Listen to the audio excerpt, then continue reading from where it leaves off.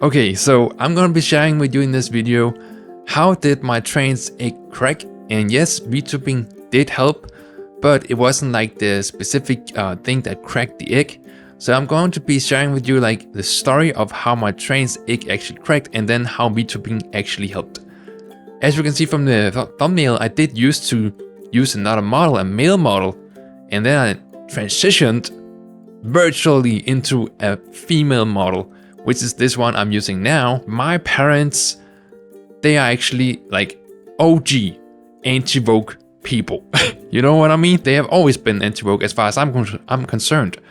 So they have always been like completely thinking that, oh, there's an agenda behind the whole queer movement, and like they all just want to control us in society and stuff. Because they are like that, I had to go into denial. Because if I was like acknowledging that I was trans from an early age, I would be in deep trouble, you know?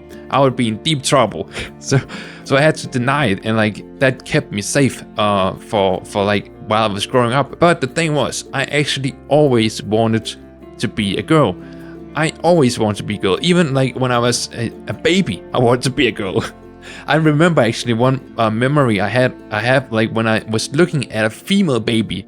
I think it was one of my first memories, and I was like, oh my god, that female baby, they're so cute. I wish I could be in their body, but I wasn't. And then they looked at me like, what the hell is that male baby looking at? why is he looking at me? And I was like, oh my god, now that female baby thinks I'm so weird. That was just the first time it happened. Then it happened way more. Like I started like when I was in the young grades of school, I was like looking at my female, female classmates, and I was like, oh my god, they're so cute. They get to wear like cute clothes and like have like jewelry and stuff on, and like rings around their arms. I forgot what they are called, but so I was like, wow, they're so cute. I wish I could be like them. I wish I could be them, be in that body and stuff. But I was born in this male body, and so I can't. Fast forward till I was like 19.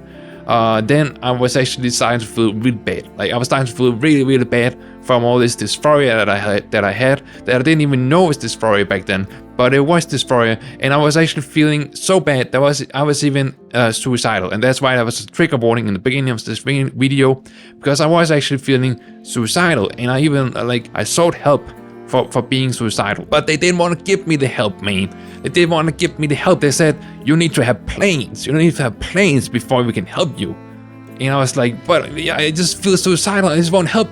And I don't want to make planes because I don't want to get that far into my suicidalness. But then, I needed to find a way to cope, because nobody would want, at least the system in my country wasn't able to help me for some reason, back then at least. And so I needed to find a way to cope, because I knew that if I didn't find a way to cope, things would only get way worse, like way worse, and I would eventually feel like really, really, really, really, really bad. So I found a way to cope through porn, because it gave me an escape from my dysphoria. Like just a few months into this coping, I was like, wait, is this actually healthy or unhealthy? Like I was like, is this unhealthy? Because I feel like porn is like not associated with health, And so I researched a bit, and I found a theory called the AGP, or the autogenophilia theory. And it convinced me back then, because back then it was like 10 years ago or something. It convinced me because it was actually the theory that people they were using back then, and it convinced me that I was a freak, because it said that okay, if you're born in a male body and you fantasize about yourself as a woman, when you're like, for example, doing the goonery, then it means that you are freaking an autogenophile, and that's so pathological, and then it should be said today that theory has been completely debunked, but I'll get into that later. So I was convinced that I was just a freak, and everything was just bad about me. I was just wrong for having this fantasy, and the fantasy was only a fantasy. It was nothing more than a fantasy, and it just made me so wrong. And it was horrible. It was horrible. And I had this hidden battle with this with this fantasy that I couldn't stop, engaging in for 10 years. And if you want to see some more about that, I have another video that's called something about a shame loop.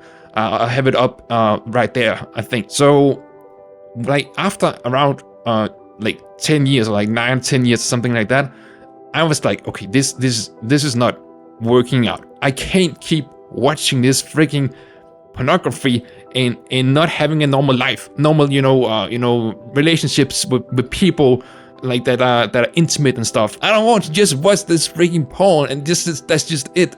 That would be for me at least. It feels like very unfulfilling for me. So what I did was that I logged in. I was like, okay, this is not working out. Also I was starting to feel really like depressed and really like, I watched the pornography, and then I was like, holy shit, what did I just do? And I felt so ashamed. I was like, oh my god, I'm just an autogene-file, I'm just a freak, and I should not do this, but I can't stop doing it. And it was so hard, man. It was so hard. So I wanted to find a way, in quotation marks, out of this. I thought it was an addiction, but nothing worked, man. It only made things worse. It only made things worse. And I literally, like, I one day I even like took my computer and like all my electronics, put it in my closet, and I was like, I'm never using electronics again. I thought I would do that for years, like 5 years. I would never use electronics, like any screen and stuff. That's how far gone I was. And that lasted for like 5 days. And then I was like, oh my god, this is so hard. So I realized, okay, this is not working. This is not working out either. Then I eventually felt so like distraught from all of this that I needed help. I recognized myself, okay, I really need help, because if I don't find help, well, I'm basically fucked. So I reached out to like I was in the psychiatric system back then from a mental illness. That's a whole nother story. And well, I said to them, okay, I have this problem, and it's really, really, really like it's destroying kind of my life right now. And so they gave me they sent me over to a clinic called the Sexologist Clinic. So it's like the official sexologist clinic in my country, where people, they get help about things about sexuality and gender identity and stuff like that. And then I was like coming into this first meeting, like, okay, just listen to me. This is really bad. Like, this is really bad. And he was like, just calm down. This is fine. This is fine. Actually, what I recommend you to do is to stop feeling ashamed and start exploring your sexuality. That's what he said to me. And like he also said something about gender. He said in the very beginning, he said, have you actually considered if you are trans? And I was like, I was not ready for that. I was not, I had thought that autogenophilia was still a thing for so many years. And there was a girl I really liked. And so I really wanted to be close with her, and like potentially develop a relationship with her. So one day I asked her if she wants to date me. And she said yes, to my like surprise, yes. But she did say yes, and we dated like for a month, and then we became a couple. Then we became like officially a couple, and we were a couple for like 8 months or something. And then my girlfriend, she also told me like, don't worry about being like see me so much like a man. Just be you. I just like you for you. Eventually, after those experiences, my egg was starting to crack a bit. My egg was starting to crack a little bit. The first tiny crack was coming up in my egg. And that was that I thought, wait a minute, I must be gay. I must be gay. I must be gay was what I thought. Because I was still in denial, man. I still believed in the AGP theory. And I was still like, oh my god, but what if I'm gay then? And that would maybe explain things. Like a couple of weeks only after, like I think 3 weeks or something, I realized, wait a minute. It doesn't even make sense. How can I be gay when I literally liked my girlfriend? I liked my girlfriend. I liked plenty of women before that. And I even been close with many women before that. So I was like, this doesn't make sense. This doesn't make sense. And so I announced actually my first YouTube video on this whole channel, that you can see on the channel if you go to my videos, is about me announcing that I'm bi. Because I started the whole channel with the premise that I was gay, and like in my branding, everything, I said that I was gay. But then I realized, oh my god, it doesn't make sense. I must be bi then. When I realized that I was bi, I was like, okay, wait, but that doesn't explain why I've had this fantasy for such a long time, and I haven't been able to do anything else sexually than the fantasy. Being bi doesn't explain that too much. And I was like, oh my god, if I'm not gay, I think this took like months just to even start phrasing this question in my own head. I was like, if I'm not gay, am I trans? And then I was like, no, I can't be trans. It's not possible. It's not possible. I was so much in denial, I was so much in denial, man. Because both my parents, like I said in the beginning, they're so anti-woke, and they raised me with that stuff. A couple of days after I raised the question of what if I'm trans, and then no, I can't be. Then I was like, wait, but what if I am? What if I am trans? And I was like, what if? Because I didn't want to believe it. I was like, it can't be. But then I was like, but if I am, then I guess I would like to know. And then I started researching, and just from a tiny bit of research, I could see that the AGP, the autogenophilia thingy theory, it's literally been completely debunked for years. For years, it's been completely debunked, and nobody uses it. In like professionals don't use it anymore because it doesn't even make sense. And it's like so weird because there's still some transphobes out there saying, oh my god, the autogenophilia theory is real, and like, oh my god, they're just completely everybody's like crazy and stuff. But really, it doesn't make sense because the whole theory is about, if you're assigned male at birth and you fantasize about being a woman in sexual situations, that means that you are not trans, but you have a fetish or something. Then some scientist was like, wait a minute, what the heck? This doesn't make sense, because if you're a cis woman, you also fantasize about yourself as a woman, obviously in sexual situations. Like, obviously, if you're not asexual, then you do that. And then they were like, hey, maybe we should look into this a bit, because this doesn't really make sense even on paper. And then I found out, okay, this doesn't make it's not true. The whole new perspective in the scientific community is that, okay, it's very common actually that trans women they fantasize about themselves in sexual situations as women, even before they transition, because they are women. It's nonsensical. The theory is completely nonsensical. But anyway, when I discovered that, and it's like been like that for years, literally, I was looking into a bit more, and I was like, okay, there's actually studies. I can see there's studies, like very, very, very like well made studies that's like been tested all kinds of ways, and like it's so like well founded, the discoveries they made, that there's like almost non-refusable.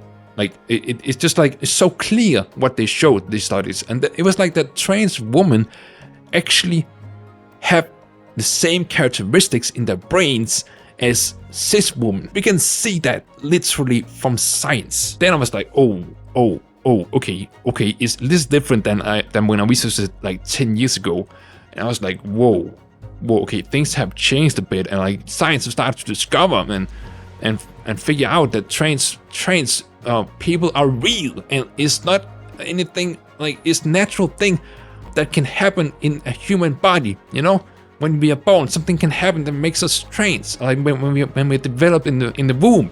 It should be said, I also researched the other side. I was like saw like videos on YouTube and like researched what do they actually say the other side. And when you look at both sides, and like, if you're not stupid, I'm sorry, if you're not stupid, it's so clear to see that that is fear mongering. They're just fear mongering. The transphobes are just like, oh my god, fear, hate, and literally, it's I don't know, my own perspective on it that I've had to take to like get further in my own process and like accept like where I am in my life right now, is that I think it's stupid.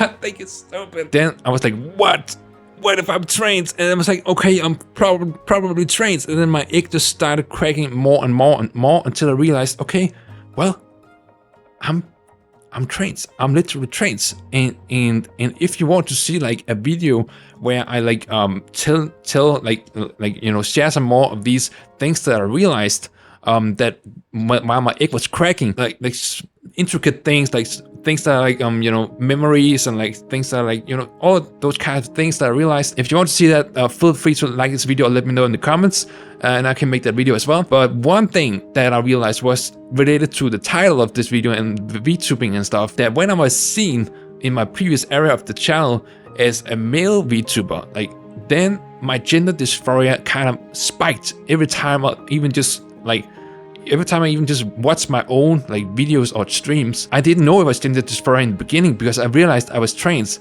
while like into my VTubing journey. When I start to realize, okay, I'm trans, then I start to see, okay, wait, this is making me feel a lot of gender dysphoria, because there's quite, you know, quite a few people. Like we were around 200 on the channel, and I was like, oh, there's a lot of people to see me as a male, you know, and I was like, man, I don't like this. I can't do this. I can't continue this if I don't transition as a VTuber. And then I transitioned to a female model, and now it feels so much better, man. I feel euphoria now when I VTube, and it's completely different. I feel so much more happy, and like I feel so much more relaxed, and just like I just feel like yes, it feels so right. You know, it feels so right to be in this female model, and it's like it so much.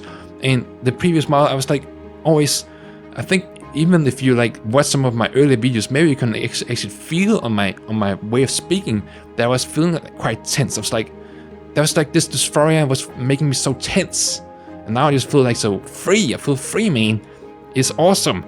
So yeah, stay safe and take so much care till the next video or the next stream. I'll see you soon.